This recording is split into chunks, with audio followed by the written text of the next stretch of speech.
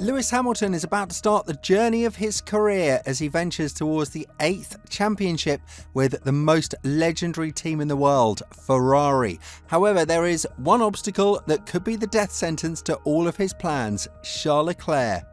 Although the media has hyped up the move from Hamilton so much, the intensity of the internal battles is now slowly but surely creeping into Ferrari circles, as Leclerc would be smart to consider some fears regarding his seating with the Maranello-based squad.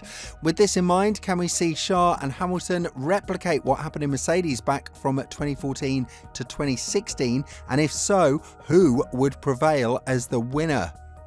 Charles Leclerc is one of the greatest drivers on the current grid, and there is no question about his ability to extract the absolute maximum out of the car, especially on Saturdays. The man has been praised for his extraordinary speed over one-lap performance, and now that Ferrari fixed their Sunday's tyre management as well, he managed to distinguish himself one class higher, which automatically puts him in the championship fighting category from 2025 onwards.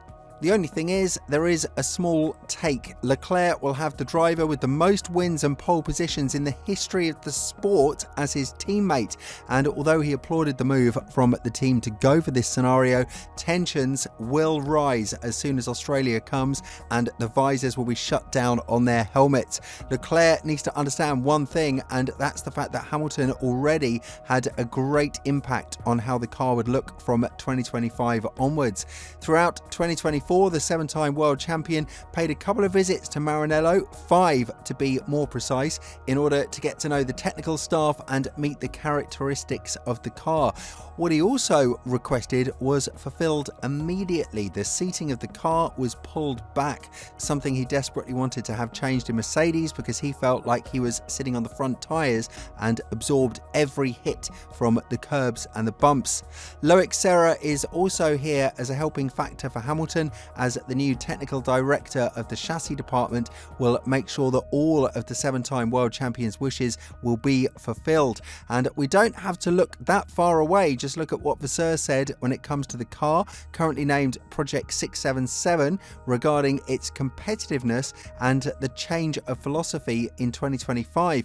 Elaborating further on this, Vasseur is adamant that lots of changes are needed and just 1% of the car will remain the same, as he added, "Whether the car will be competitive or not, we will find out in Bahrain. Sometimes you don't realise you're taking risks until afterwards. The car will be completely new. I think we will have less than 1% of the parts in common with the 2024 car. It's a different project, but the same applies to everyone. We can't say now if 2025 will be our year, but I trust the project we are working on. It will still be an intense challenge like the one we just completed. I'm very proud of how we tackled difficulties this year, but we must take another step towards consistency." Of course, the change of car is going to be as difficult for Hamilton as it will be for Leclerc, but Ferrari is adamant that these changes are going to positively affect the behaviour of the car and the management of the tyres, as well as the one-lap performance on Saturday. Now, we are reaching a point in which Hamilton lost a lot of confidence over the past couple of years, and that is the Saturday's nightmares that he had with a car that wasn't so great on Sunday either, which meant he was destined to have poor races before they even began. The 2024 score went 19-5 in favour of Russell. However, Vasseur isn't worried about the qualifying form of Hamilton, as he believes that's in the past and he needs to focus on what is to come, which is to provide him with a car that can shatter the competition, or at least be one step ahead of them, given the strict regulations we are currently under. When talking about it, the Frenchman addressed these worries as he added, "First of all, we are well placed to know that it's on Sunday that you are scoring points, but I think we fell a little bit in 2023 also because we were probably the best in quali, but we struggled in the race.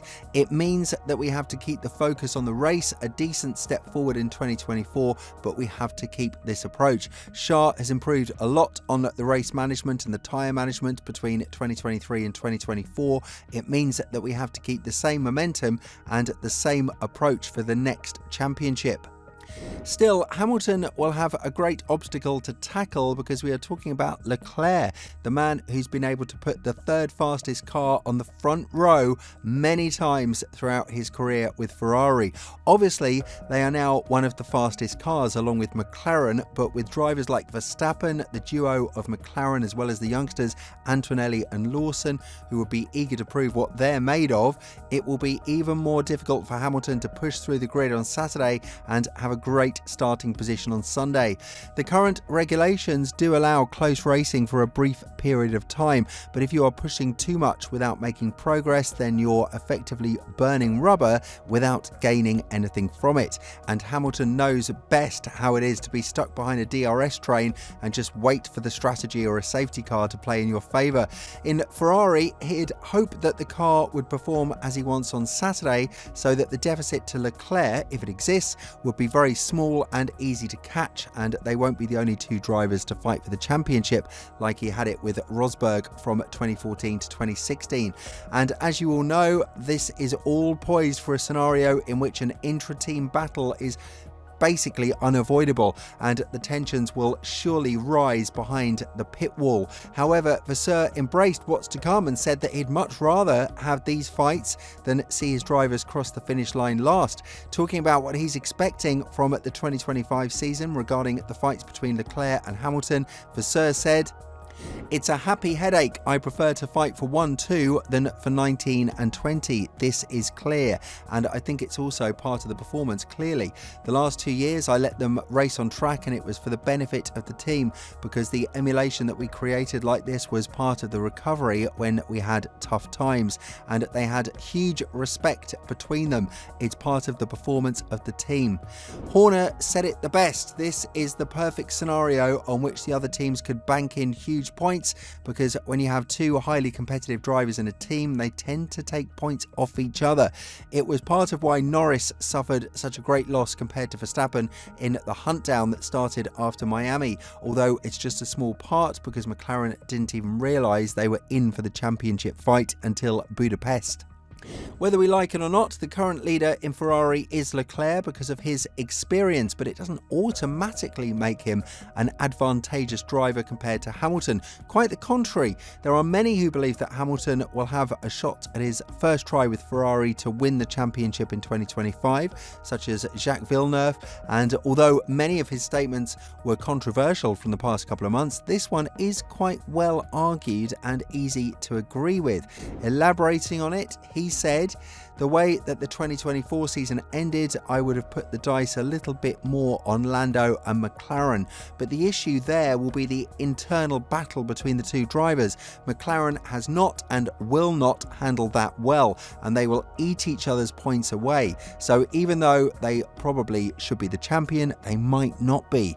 Lando should be the natural one fighting for the championship, but the internal battle and the fact that McLaren doesn't seem to handle this internal rivalry in a very positive way, then it might fall more into Lewis's hands, seeing how Ferrari ended up last season." With all this in mind, do you think that Ferrari will have a lot on their plate from 2025 onwards? And more importantly, who do you think would prevail victorious in the duel between Leclerc and Hamilton in their first year as teammates? Let us know in the comments below, and if you are interested in the latest links between Aston Martin and Verstappen, make sure to click on the video that's appearing on your screen right now.